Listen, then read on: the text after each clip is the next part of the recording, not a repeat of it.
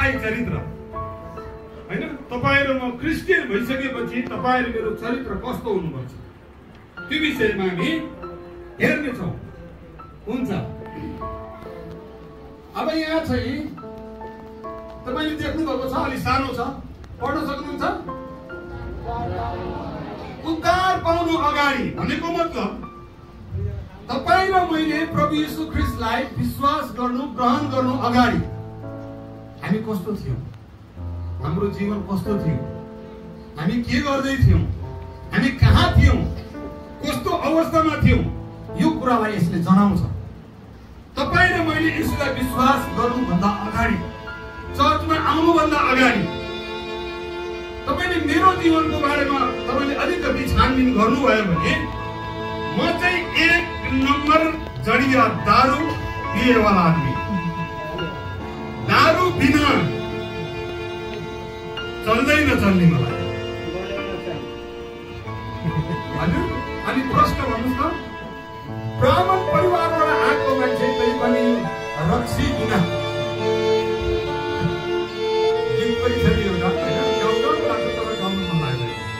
पिउँदिन भन्दा भन्दै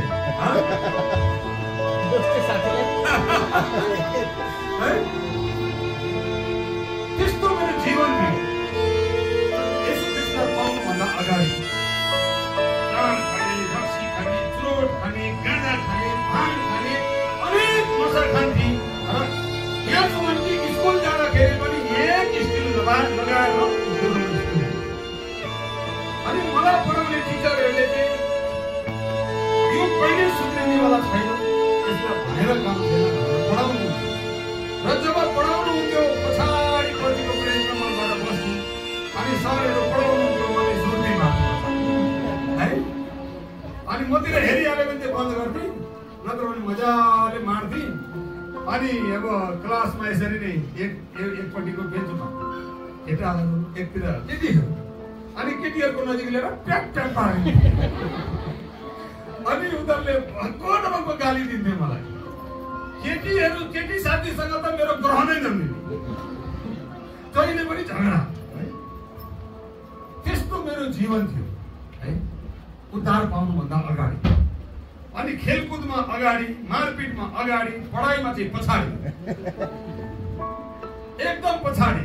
तर मलाई फेल गरे भने अनि सरहरूले पनि पिटाइ खान्छु भन्ने विचार उहाँको थियो। त्यस कारण मलाई कहिले पनि फेल गर्नु भएन। पास विषय 3-3वटा विषय लाग्यो भने पास गर्दै गर्दै गर्दै जानु। 3-3वटा विषय जहिले पनि मलाई लाग्यो। अब टेस्टमा पनि 3 विषय लाएर पास भएको मान्छे कस्तो राम्रो हैन। 8 क्लासको कहानी अलिकति भन्छु, त्यसपछि म उद्धार पाउनुभन्दा अगाडि सायद तपाईको कहानी फरक होला मभन्दा। अनि पास हुँदै हुँदै हुँदै चाहिँ भयो। 8 कक्षामा पुगेपछि यो त जिल्ला स्तरीय जाँच रहेछ, त्यो त मलाई थाहा छैन। स्कुलले कपी चेक गर्दैन, जिल्लाबाट चेक हुने भएर आउनु पर्ने।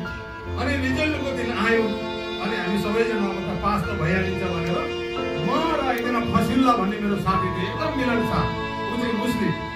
अनि ऊ र म त स्कुलमा 1 नम्बर पार्टनर पनि र सबभन्दा पढाइमा पछाडि पनि हामी नै थियौँ। अनि हामी सबैभन्दा पछाडि बस्यौँ। हामी पास जसरी पनि भइहाल्छौँ भनेर पछाडि बसेपछि सरले सुनाउँदै कक्षाबाट सुरु गर्नुभयो। 8 कक्षाको पालो आयो, 7 कक्षाको पालो, 8 कक्षाको पालो आयो। त्यसपछि सुनाउन थाल्यो। 10को नाम लिनुभयो, 2ndको नाम लिनुभयो, 3rdको नाम लिनुभयो। अनि त्यसपछि 4thमा मेरो नाम आयो। अनि मेरो नाम लिएर चुपचाप बस्नुभयो। उहाँले हेर्नुभयो, पछाडि थिएँ, देखा परेको थिएन। अनि फेरि अर्को फसिलाको नाम लिनुभयो। अनि मैले भने जय फसिला, देख परे हम तो चौथा हो गई, तुम 5वां हो गई। अरे और तो अभी पढ़ी अभी के तैयार पहले बारे अभी तो हो तो पछाड़ी नंबर आवे भाई 4था 5वां बना दे। चल अगाड़ी हो, अगाड़ी चल सब भीड़ थियो। आगे वो भीड़ में जाने पाए ना, सबले हामीलाई हेर्दै थियो कि कहाँ छ यिनीहरू। अहिले पनि लास्ट आउने मान्छे 4 र 5 कसरी हो, सबैजना आश्चर्य पर्यो। अनि हामीलाई हेर्दै थियो। हामी चाहिँ सब खुट्टा बन्द गरेर छिरेर अगाडि बढेछ। सबले हामीलाई हेर्न थाले। सर पनि हेरेर मुसु मुसु हाँस्नुहुन्छ, केही पनि भन्नुहुन्न। अनि हेरिसकेपछि अनि के भन्नुहुन्छ, बाहेक सबै पास। अब फेरि जताबाट छिरेको थियो त्यति त्यसपछि 1 महिना जति म स्कुलै गएन। बडो लाज लाग्यो किन सबैको अगाडि हामीलाई यति लाज मर्दो बनाउनु। अब 8 कक्षामा हामी 2 जना मात्रै खेल्दैछ। हजुर पास सबै पास। त्यस्तो मेरो जीवन थियो, रक्सी खाने, झगडा गर्ने। अनि त्यसपछि 2050 सालमा मैले जागिर खाएँ। जागिर खाएर म तालिममा गएँ। तालिममा गइसकेपछि दारू पिउने त बानी छँदै थियो हैन। जति तालिम गरे पनि बेलुका चाहिँ गुरुजीले नै मगाउँथ्यो बोतलमा जा लिएर आइज भन्थ्यो।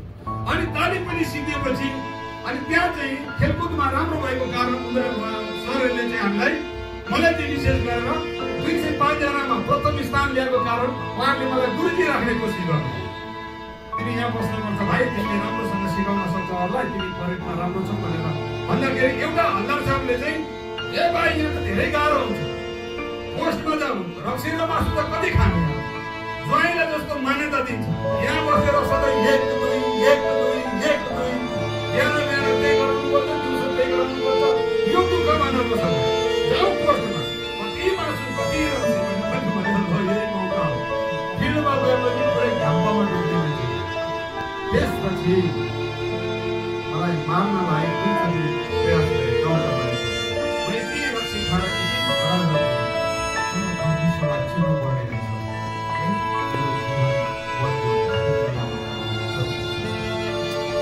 र आज तपाईँहरूको अगाडि जिउँदो छु, तर प्रभुको सेवा गर्दैछु। र त्यसपछि जागिर खाएर जब मैले रक्सी छोडेर प्रभुलाई ग्रहण गरेँ, त्यसपछि मेरो प्रमोसन सिपाहीबाट हल्दार भएँ म। त्यसपछि कर्णेल साहबको गार्ड भएर म काठमाडौँमा बसेँ। त्यसपछि प्रभुले मलाई सेवाकाईको लागि बोलाउनुभयो र 13 वर्षको जागिर पुग्दा मैले जागिरलाई सरकारलाई राजीनामा दिएर सेवाकाईमा आएँ।